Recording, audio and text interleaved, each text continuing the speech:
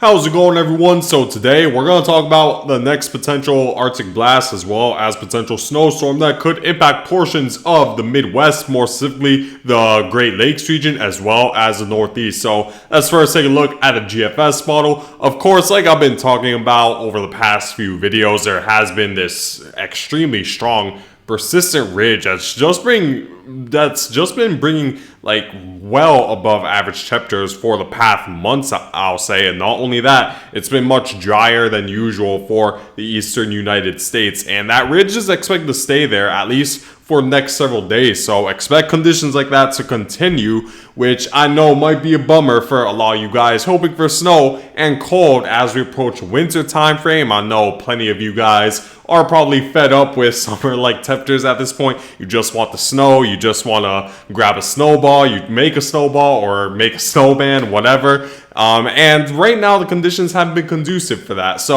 But that could change going into next week, at least for certain areas. It still might be a little bit difficult for a full-on extreme major snowstorm to happen next week, but you certainly can't rule it out. So if we were to continue to move forward into November 9th, we do have this low pressure system that's centered right over the Midwest, bringing some snowfall right over the Rocky Mountain ranges, as well as precipitation, mainly light precipitation throughout the Midwest. However, of course, there is enough cold air to supply this low pressure system to the point where, with instability, to a point where it's going to be very weak, and there's not also, and the lack of cold air will also contribute to the high difficulty that we're going to see much snowfall out of this outside of maybe the higher elevations of the Rocky Mountain ranges, because this is an upper level low. It's cut off from the jet stream, so all the cold air is going to be at a minimum associated with this upper level low. So that's certainly going to reduce the chances of snowfall right over the Midwest as well as Rocky Mountain ranges, and it should be fairly weak due to the lack of instability.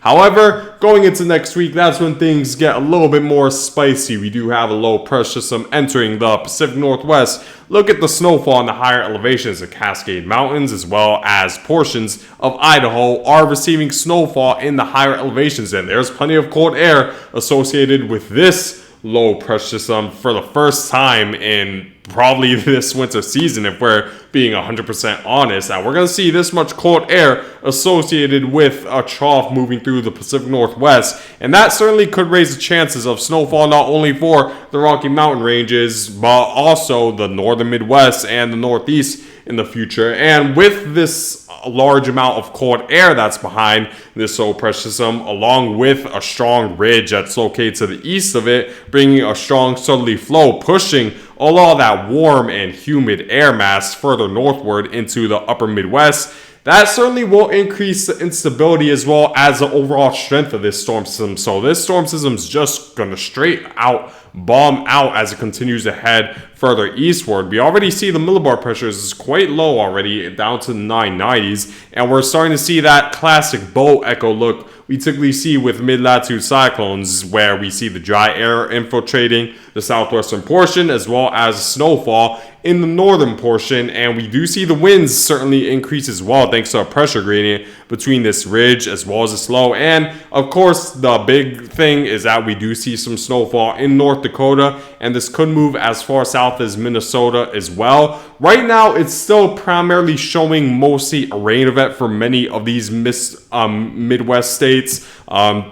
For places like Wisconsin, Michigan, and even much of Minnesota would experience more of a rain event in a scenario like this. But look at the strength of this storm system, 982 millibars. So you'd still need to be aware of the possibility of strong winds. And also take a look at the forecast hour. I'm going at 177 hours out. At that point, it's just a guess at this point. You're better off just going to the lottery and trying to win when it comes to trying to forecast what this low pressure system will do, because we're so far out with the forecast. Okay, that's a little bit of an exaggeration, but you get the point. It's fairly far out.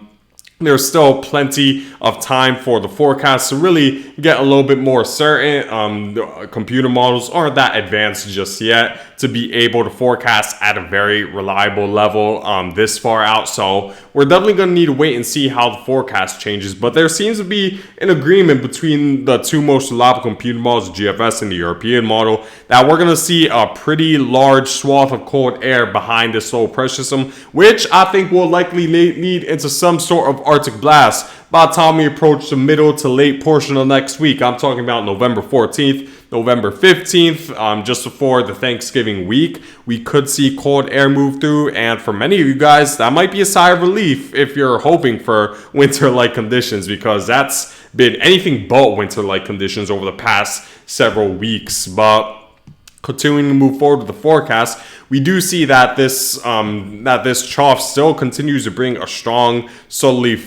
northerly flow of colder air into the northeast, where temperatures would fall below average in a scenario like this. But what I find interesting is that there seems to be, the GFS model in this scenario seems to develop a negative tilt right over the New England coast. And what a negative tilt could mean is that it could reform a new low pressure system, and this is exactly what the GFS model does here on Sunday, November 17th, where we see quite a powerful low pressure system right over Maine as well as New Hampshire and going into Vermont as well. We do see heavy snowfall in those areas, and this low pressure system is quite powerful. This is considered easily a nor'easter, and a quite powerful nor'easter at that by the time we approach November 17th. So in terms of the possibility, this could maybe develop into a major widespread northeast snowstorm, to where maybe we could see snowfall as far south as Boston, New York City, Philadelphia.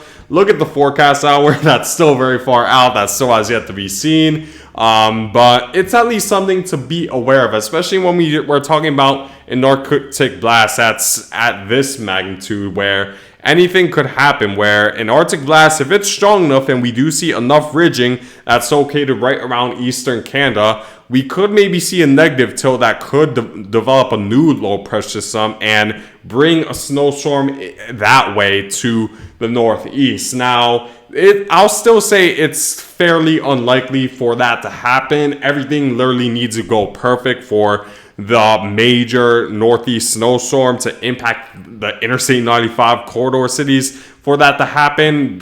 Firstly, we need this jet stream dip to be well further southward and the negative tilt to be further southward, because we see that the jet stream dip isn't far south enough, so we see negative tilt a little bit too far north to the point where it mainly brings snowfall to northern New England rather than the areas further southward. That's one thing. And of course, cold air would be at a limited, kept at a minimum if the jet stream dip is this weak. So the first thing that's needed is that the jet stream dip needs to be further southward, and of course, we also need a negative tilt to form in the first place, which is still highly uncertain. Like I said, we need a very strong ridge and a very deep jet stream dip for that to occur, and that's very hard to forecast. And this storm system, for that to happen, it needs to be quite powerful by the time it approaches the eastern United States and eastern Canada. So powerful enough to a point where it brings a strong northerly flow, which brings down that jet stream dip, as well as a very strong ridge that's able to create that negative tilt and just a very powerful storm, and the winds, the surface level wind strong enough for that negative tilt to happen. So I'm just talking about a bunch of different wild scenarios, I'll be honest, at this point, regarding the possibility of a northeast snowstorm that impacts the coastal cities. So don't at all take this that this is going to happen. It's still very far out. And I'll still say the most likely scenario is that this will mainly just bring snow in the higher elevations of New England. But even that's highly uncertain with the forecast hour that's this far out. So just stay tuned for more forecasts. I'll keep you guys updated on this trough over the next few days once we get a little bit more certainty with the forecast, and I'll be sure to give you guys a more accurate forecast of what's going to happen. But what I could say with more certainty is that sometime next week we likely will see a pretty big jet stream dip that will likely bring below average temperatures. Now the question is how widespread the snow will be, and how powerful this storm will be. That still has yet to be seen. But at this point, I'll still say the most likely scenario is that the snowfall will be in the most northern portions of the Midwest as well as the Northeast, just based on the trend we've been seeing over the past several weeks. Like I said in my previous video, it's going to be very difficult for a pretty significant snowstorm to impact the Midwest and Northeast with this much ridging we're seeing, and this is exactly what's happening. We see a strong ridge that's going to force this initial low pressure system a little bit too far north to bring much snowfall at all to the United States. There could maybe be that possibility of a negative tilt that develops a new low pressure system, but even that's, I'll say, less likely at this point. But I'll keep you guys updated. Still a lot of uncertainty with the forecast. Now, taking a quick look at the European model. So the European model, the reason why I say there's a bit higher more of a higher amount of uncertainty with the forecasts, or at least a higher amount of certainty when it comes to the possibility of an Arctic blast, is due to the fact that the European model also agrees on this idea and develops the low pressure system in a very similar fashion, where we see a pretty powerful low pressure system move straight northward into the Midwest thanks to the strong amount of ridging we're seeing in the eastern half of the United States, along with a pretty pronounced jet stream dip. Now, in the European model scenario, it doesn't really develop a negative tilt. It does develop a slight one, but it's very weak compared to the GFS model's negative tilt. So no new low pressure system develops as a result of the lack of a negative tilt. But we see that the jet stream does dip a little bit further southward, so that increases the possibility of much colder than normal temperatures for much of Northeast and northern Midwest. But we see that when it comes to snowfall, it's mainly relegated to the northern Midwest as well as the very interior portions of the Northeast. So it's still very limited when it comes to the amount of people it affects. So that's certainly something to be aware of for many of these states throughout the Northeast as well as the Midwest. So I'll keep you guys updated. Still a high amount of uncertainty, but just be prepared next week for much colder than normal temperatures and potentially snowfall in the most northern portions of the Midwest and the Northeast. But who knows? A lot could change when it comes to the weather. So I'll keep you guys updated if the snow does move a little bit further southward. Now, in terms of the temperature anomalies, so you're probably wondering how much colder should it be compared to average as this trough moves through. So if we were to take a quick look at that, let's take a look at the GFS model. For some reason, the European model doesn't have that anomaly forecast, but it's all right. The GFS model is just as good. Well, it depends on the type of storm, but it's close enough. So let's take a look at the temperature anomaly for the GFS model, and we see, of course, much above average temperatures throughout the Northeast. Nothing new, nothing that we haven't been seeing over the past few weeks. However, that's going to change, like I said, going into next week. Once this Arctic blast moves through, we see the temperatures fall around closer to average, or at least closer down to earth with what's typical during the month of March. And then if we were to continue to move forward, we do see that temperatures remain mostly around average or slightly below average after this trough moves through. Again, as of right now, the computer models aren't expecting a jet stream dip that's super significant just yet, because the low pressure system is still going to move well to the north, so that will keep the strong northerly winds at a minimum,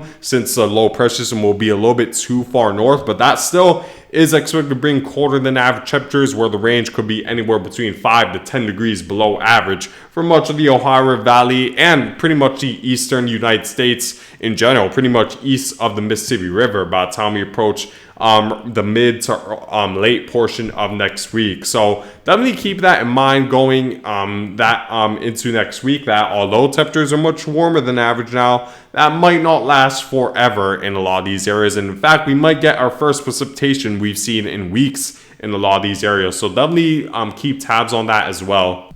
So like I've been saying throughout the video, it's likely that we're going to see an Arctic blast next week, so be prepared for much colder than normal, or not much colder, I should say, 5 to 10 degrees. Well, it depends how it depends how you see it. For some people, 5 to 10 degrees below average might be quite a bit, while for others, it might not really feel like a difference. Well, I'd say relative to what we've been seeing for the eastern United States, you'll feel the difference. We've been seeing temperatures like 15 to 20 degrees above average on the regular in many of these areas. So expect the temperatures to fall at least closer back down to earth by next week, right around the Wednesday to Thursday timeframe for many of these areas. And at least keep tabs on the possibility of snowfall in the northern Great Lakes and the interior Northeast. And I'll keep you guys updated if we see any sort of major change in the forecast where, who knows, maybe that snow could move a little bit further southward and impact the more populated areas. I'll certainly keep you guys updated over the next few days and weeks regarding the possibility of snowfall and colder temperatures for the eastern United States. So make sure to stay tuned for that. But that's it for now, guys, and I thank you guys for watching, and I hope you guys all have a great day.